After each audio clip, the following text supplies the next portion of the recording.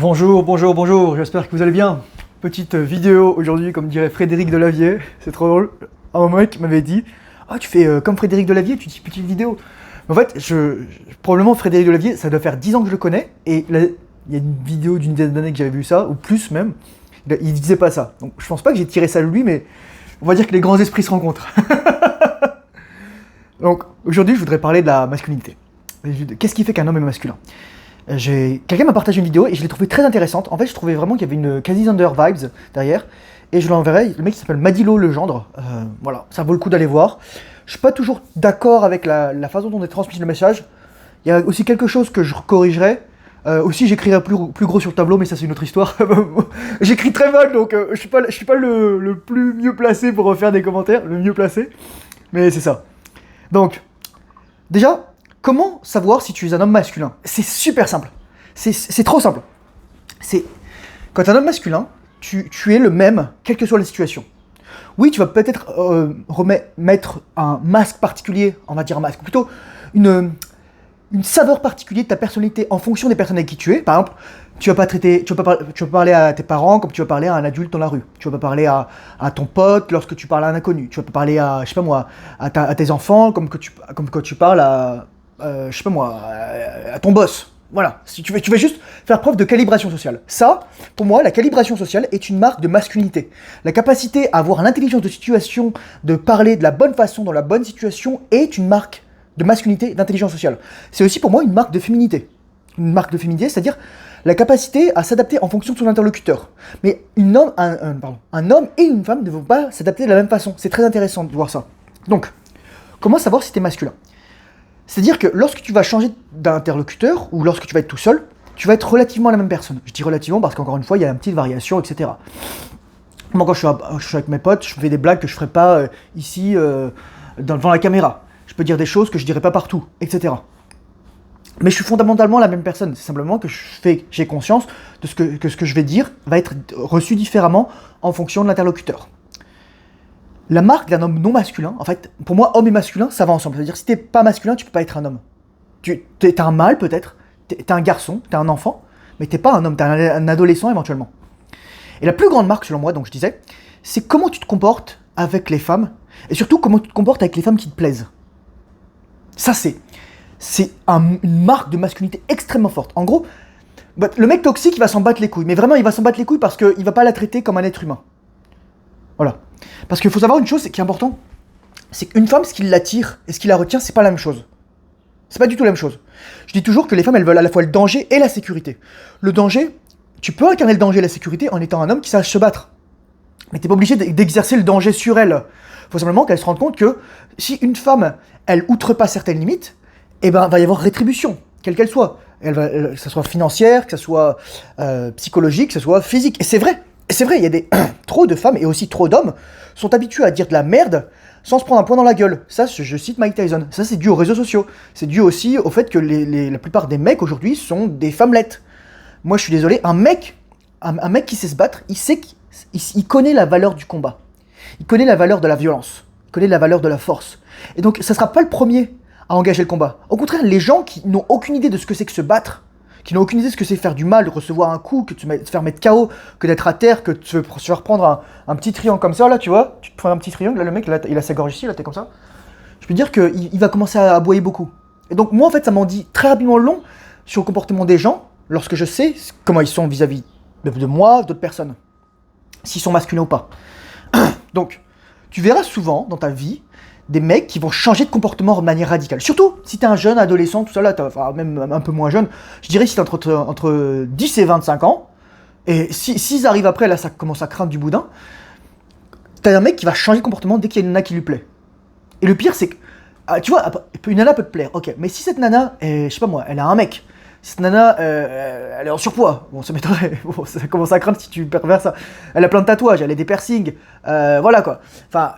Et elle commence à jouer le jeu alors qu'elle a un mec, et que toi tu continues à être dedans, bah je suis désolé, t'es un petit caca. Mais après, assume les conséquences de tes actes. Si le mec il vient te casser la gueule après, c'est ton problème. Moi je t'ai prévenu. En gros, quand t'as une meuf qui te plaît, normalement, c'est juste, voilà, tu exprimes de manière masculine, tu dis, j'aimerais qu'on apprenne à mieux se connaître, j'aimerais aller boire un verre ensemble, j'aimerais, etc. Et si elle dit oui, tant mieux. Si elle dit non, bah tant mieux aussi. Comme ça, next, next. Tu passes à la chose suivante dans ta vie. Et encore une fois, moi je te le dis, t'as pas trop grand chose à chercher avec les femmes si t'as pas mis ta vie en ordre. Et surtout si t'as entre 15 et 25 ans. Moi je te dis, premier objectif de ta vie, deviens millionnaire, éduque-toi. J'ai offert un e-book dans lequel il y a plein de livres. Je ferai bientôt une vidéo dans laquelle je dirai quel livre lire, tout ça. Et j'augmenterai le prix à ce moment-là. Parce que bah, je rajouterai aussi plein de livres. Donc si tu veux te le procurer, franchement ça va te mettre ta vie en ordre. Une fois que tu as ta vie en ordre, ensuite, crée de l'argent, guéris tes blessures, fais la paix avec tes parents, deviens un homme et c'est parti quoi. C'est parti. Enjoy life. Donc c'est ça. Comment un homme se comporte avec les femmes. Il y a trop de mecs, ça va être des simps. Moi, je vois parfois des commentaires sous les chaînes de nanas, et je me dis, mais putain, mais ces mecs, ils sont tellement seuls qu'ils sont obligés de simp pour des nanas sur Internet. Mais c'est la vérité. Et si tu vois ma vidéo sur le désespoir silencieux des hommes, 90% des hommes, ils envoient des DM à des nanas. Ils espèrent avoir l'attention d'une nana. Yo, ça marche pas comme ça. Ça marche pas comme ça. Tu lui donnes de l'énergie à la nana alors qu'elle t'a rien donné en retour. Ça s'appelle du simp. C'est ça le simp, c'est donner de l'énergie alors que tu reçois rien. C'est investir plus d'énergie que toi tu n'en reçois. Oui, elle met un petit cœur, oui, elle met un petit commentaire, un petit like. Oh merci, c'est trop gentil. Ah, t'es de la merde. Normalement, et c'est ça que je vais dire qui est un truc important. C'est pas l'homme qui poursuit la femme, en tout cas, qui la poursuit aussi longtemps et aussi fortement qu'une femme devrait le faire. Un homme, il va signaler son intérêt. S'il n'y a pas réciprocité, next, c'est tout. T'as besoin d'entendre ça. Donc, qu'est-ce que tu peux faire à ce niveau-là? Déjà, te rendre compte de ton changement de comportement lorsque tu es avec des femmes. Je dis toujours, on est trop surexposé à des femmes. Et ça, les gens ils vont me dire, ah mais Thomas, t'as écouté trop de trucs Red Pill, etc. Ah oui, patati patata. Non, c'est vrai, tu es surexposé depuis que tu es à l'école avec des femmes. Éventuellement, quand t'es un enfant, quand t'es un gamin, quand t'as 3 et 5 ans, ok d'accord. Mais ensuite, tu dois être avec des hommes, tu dois être avec des mecs, tu dois être avec des garçons, tu dois développer ton tempérament naturel, bagarreur. Tu dois développer... L'homme blanc le chevalier blanc, la couleur blanche doit passer sa place à la couleur rouge, puis à la couleur noire, intégrer son ombre. C'est Jung, c'est Robert Bly qui disent ça. Tu dois impérativement prendre le temps de devenir un homme. Mais on t'a jamais donné l'opportunité de devenir un homme et d'être masculin.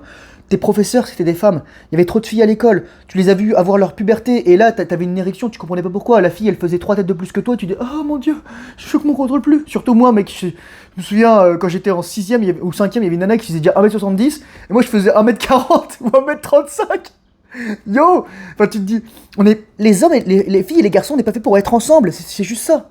Moi, je conseille, là, quelqu'un qui a dit dans les commentaires, et voilà, La fabrique du crétin de Jean-Paul Brigelli, je veux pas dire de bêtises, mais Brigelli, c'est son nom.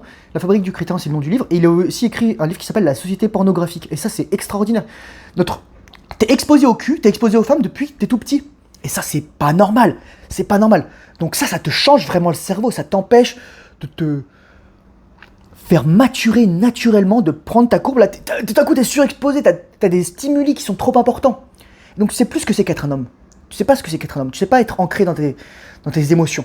La plupart du temps, tu deviens une gonzesse. Tu es exposé aux femmes, donc tu deviens une femme. Ton cerveau, il devient féminin. Ton cerveau, il devient féminin parce que t'es avec des femmes. Ton cerveau, il devient féminin parce que tu mates de la pornographie, t'éjacules, tu te masturbes. Ton cerveau, il mature beaucoup plus tard, etc. C'est terrifiant. C'est terrifiant maintenant que j'y repense. Donc, qu'est-ce que tu peux faire à ton niveau? Passer plus de temps avec des hommes, avoir conscience de ton changement de comportement. Dire, ah, cette fille me plaît. Pourquoi elle me plaît? Et tu vas voir, est-ce que tu veux vouloir sim pour son attention? Bonjour. Boum. Moi, je vais te dire le moment où les femmes, certaines femmes étaient le plus attirées par moi, c'est lorsque je faisais mon vœu de silence. Les femmes voulaient mon attention. Elles voulaient que je leur parle. Elles voulaient ça. Mais lorsqu'elles l'avaient, elles s'en foutaient ensuite.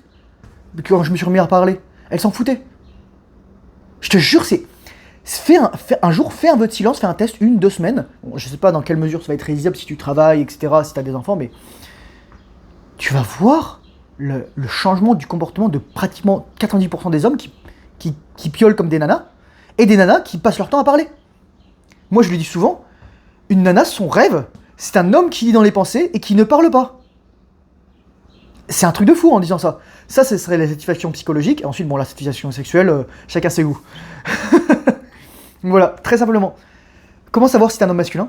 Tu regardes comment tu te comportes avec les nanas. Et moi, parfois, je me reprends encore. Je me dis, putain, mais là, j'ai pas été masculin. J'ai pas été ancré. En fait, c'est pas que je me suis dit, oh, j'ai pas été masculin. Non, c'est pas ça. C'est que je n'ai pas été présent. J'ai agi par automatisme. J'ai agi par facilité. J'ai agi pour plaire. C'est ça. je voulais plaire aux femmes. Et lorsque moi j'étais un people pleaser, c'est-à-dire je voulais plaire aux gens. Et maintenant, je le sais, lorsque je dis des trucs dans les vidéos, ça fout le feu, ça fout le feu. Et encore, je dis 1% de ce que je dirais. Il y a des vidéos que je mets sur mon Patreon uniquement parce que elles sont trop intensives, quoi. Mais si tu veux aller faire un tour, voilà, là je vais en mettre bientôt une, et je peux te dire que celle-là, si je la mets sur YouTube, mais je me ferais bannir direct. Mais c'est des choses qui doivent être dites et que tu peux entendre, je pense. Donc, et comment tu fais pour être plus masculin? Donc Magdilo Legendre, justement, il parlait de... Donc j'ai parlé au début, il parlait du cadre, du frame. Moi j'appelle ça le cadre masculin. Mais en fait, c'est quoi ton cadre masculin? C'est ta mission de vie. Pourquoi je mets autant d'emphase sur... C'est quoi ta mission de vie? Parce que ta mission de vie, elle doit être plus attractive que la plus attractive de toutes les femmes. Comme dirait Joey Star, je crois, ou Lord City dans ma Benz. Ta mission de vie, elle doit être plus bonne que la plus bonne de tes copines, mec. Je te jure, ça doit être ça. Ta mission de vie, littéralement, tu dois te lever le matin, avoir la trique et te dire que je vais bosser ça. Là, ce matin, j'ai fait que ça, j'ai bossé énormément. Je suis en train de travailler sur mon projet, je me suis dit, putain, c'est dur. J'ai énormément de résistance parce que moi, ma mission de vie, elle est sexy, mais il y a des choses qui me distraisent. Oh mon Dieu, qui me distraient encore de ça. Donc, c'est ça, ta mission de vie. Pourquoi? Je sais plus qui disait ça, c'était Jung? Ou non, c'était Nietzsche, un truc comme ça. Écoute bien ce que je vais dire, c'est d'entre vous. Il y a deux moments qui sont capitaux dans la vie d'un homme. Le moment où il est né et le moment où il comprend pourquoi il est né. Je répète, les deux moments les plus importants dans la vie d'un homme, et dans la vie d'un homme, mais aussi dans la vie d'une femme probablement, je l'espère, parce qu'une femme est autre chose qu'une procréatrice, qu'un objet sexuel. C'est aussi un être humain inconscient. Et il y a des femmes qui ont apporté des choses extraordinaires. Et moi, je pense par exemple à des romancières comme Danielle Steele ou Catherine Pancol, même si c'est des trucs de nana, tu vois, c'est des trucs de gonzesse. Mais bon, j'aime bien les gonzesses, même si j'en ai ma claque de temps en temps. Les deux moments les plus importants dans la vie d'un homme sont le moment où il est né et le moment où il comprend pourquoi il est né. Mec, quand tu comprends ça, c'est comme le Lao Tzu qui disait, au Confucius qui disait, on a deux vies.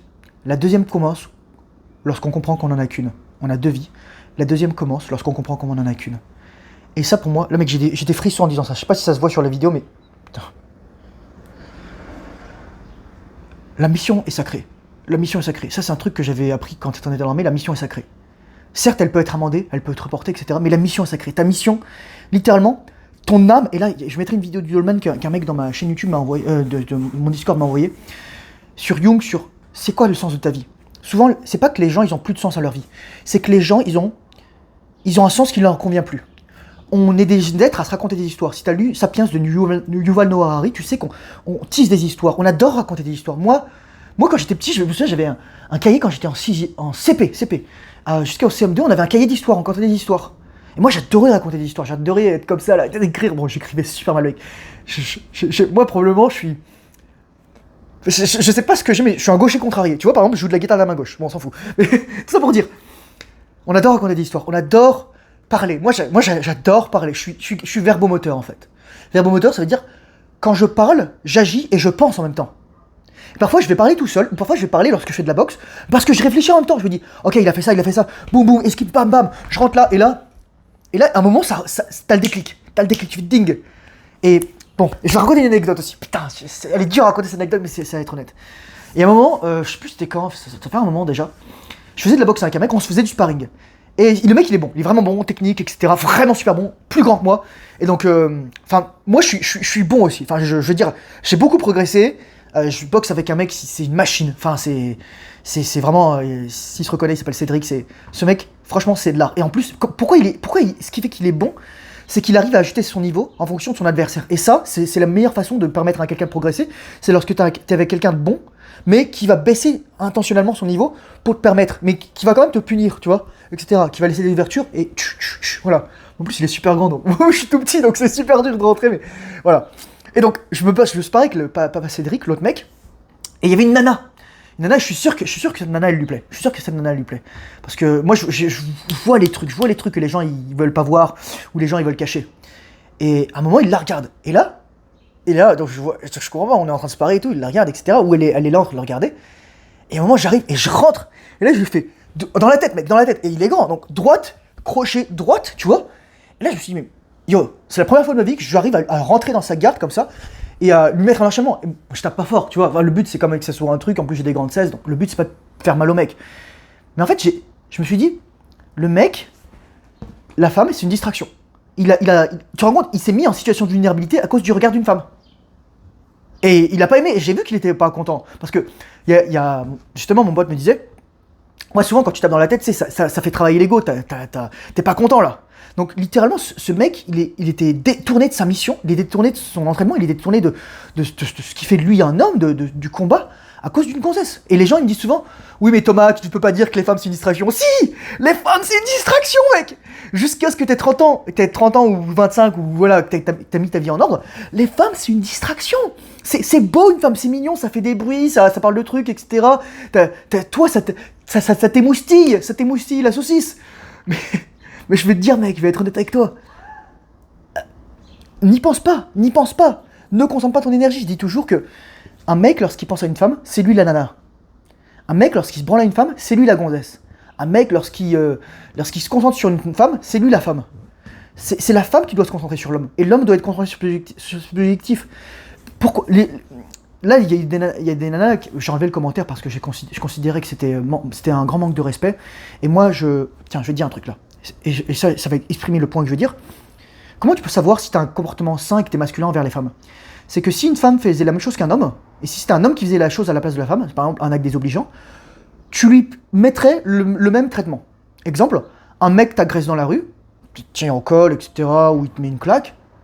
Si c'était un mec, moi, condamnation à mort. Je le détruis. Ça serait du genre, bam, bam, bam, bam, bam, bam. Voilà quoi. Et là, je l'hypercute et il est dans les couilles. Tu vois ce que je veux dire? Ou alors coquille et tout ça. Ou alors tu lui pètes la rotule, enfin voilà. Et la meuf, c'est pareil. Droite, gauche, sauf qu'une femme, elle va être beaucoup moins résistante. Tu vas lui mettre 2-3 coups là. Et je suis désolé, c'est pas pour la violence, c'est une femme t'agresse physiquement. Représailles. Je dis pas, bon, caveat, je cautionne pas la violence conjugale. Même si je considère que c'est un sujet à part qu'il faudrait traiter. Donc, quand tu traites une femme comme quand tu traites un homme, surtout lorsque il y a offense, pour moi, t'es un homme masculin. Donc là, cette femme, elle m'a manqué de respect. Un mec qui manque de respect sur ma chaîne, je le bannis. Je réfléchis pas. Tu me parles mal, tu parles mal de mes amis, tu parles mal de ma famille, tu parles mal de n'importe qui, de ma communauté, tu dégages. Et ça, c'est ça qui fait de toi un homme masculin. En fait, je pense que les femmes testent les hommes pour voir quels hommes vont mettre des limites. Mais le problème, c'est que je dis toujours qu'un test, ça ne parle pas de toi, ça parle de la femme et de son insécurité. Donc le problème, c'est qu'à partir du moment où la femme arrive à faire ce test, toi, tu n'es plus intéressé par cette femme. Tu n'es plus intéressé. Et la femme, elle va dire, oh, il a réussi le test, il m'a remis à ma place, donc maintenant, je vais l'aimer. Non, tu n'aurais pas dû faire ce test. Tu n'aurais pas dû. Tu l'as fait pour te rassurer au lieu d'évaluer la personne de manière saine. Tu l'as fait de manière féminine inconsciente. Et j'aime même pas dire que c'est féminin, je dirais juste de manière inconsciente, au lieu de dire oui, j'ai besoin que tu me rassures, j'ai besoin que tu fasses ça, j'ai besoin de ci, j'ai besoin de ça, d'exprimer tes besoins de manière saine. Je dis que la communication, c'est le plus important. On passe notre temps à projeter nos traumas sur les autres. Et la communication, c'est la clé dans les relations hommes-femmes. Donc pour savoir si t'es un homme, si t'es masculin, et pour être plus masculin, regarde comment est ta communication en tant qu'homme, si elle est directe. Moi, il y a des nanas, je me souviendrai toujours. J'avais dit une nana, moi j'aime bien les filles plus grandes que moi. Bon, d'un autre côté, je fais 1m65, donc généralement, littéralement, je fais la taille d'une fille moyenne. Donc ça veut dire que c'est juste que je me prive pas de 50% des filles, quoi. Voilà. Oui, la fille moyenne fait 1m65 en français. Je crois qu'un homme, c'est 1m73, 1m74, comme ça. Je suis 1m73. Et la meuf, elle a été gênée. Mais elle était gênée sur le moment, mais ensuite elle est revenue vers moi, mais elle comprenait pas ce qu'elle avait fait. Mais elle pensait que, parce que, soi-disant, elle était plus grande, que j'étais attiré par elle. Non, ça marche pas comme ça. Moi, d'ailleurs, je vais être honnête avec toi, comment est-ce qu'un autre élément pour savoir si t'es masculin, c'est qu'est-ce qui t'attire chez une femme? Est-ce que c'est juste baiser? Est-ce que c'est juste le physique, la chair, la carnalité? Ou est-ce que c'est la personnalité? Est-ce que c'est les intérêts que vous avez en commun? Tu peux savoir si t'es un homme masculin, si t'es plus l'esclave finalement de tes pulsions sexuelles, de tes pulsions charnelles. Beaucoup d'hommes sont esclaves de leurs pulsions charnelles. Beaucoup d'hommes, ils succombent à l'effet de halo. C'est-à-dire plus parce qu'une femme est attirante physiquement, au moins selon leur goût, ou alors selon les goûts de la société. Elle est intelligente, elle est sympa, c'est une bonne personne, elle a un body count low, etc. Non, que dalle. En fait, les inférences et les corrélations comme ça, c'est très dangereux. C'est l'effet de halo. Donc quand tu as conscience de tes biais, quand tu as conscience aussi de ce qui peut réduire ta zone de compréhension, ce qui peut détourner ton regard, les distractions, etc., la diversion, alors là, tu peux devenir un homme. Voilà, j'espère que cette vidéo aura pu t'aider. Je te remercie pour ton écoute. Moi, j'aime bien mon canapé, et il y en a qui l'aiment pas, mais moi, je l'aime bien. C'est un endroit cool. Là, je vais aller faire du yoga dehors, je vais aller faire de la boxe ensuite. Il fait beau, il fait chaud, j'ai fait le ménage chez moi, je travaille sur mes projets. Merci de m'accompagner dans ce voyage. J'espère que tu vas bien. Je te souhaite beaucoup de bonheur. Bonne rétention séminale, discipline, fais le travail difficile, surtout lorsque tu n'en as pas envie. Et je te dis à très bientôt dans une prochaine vidéo. Au revoir.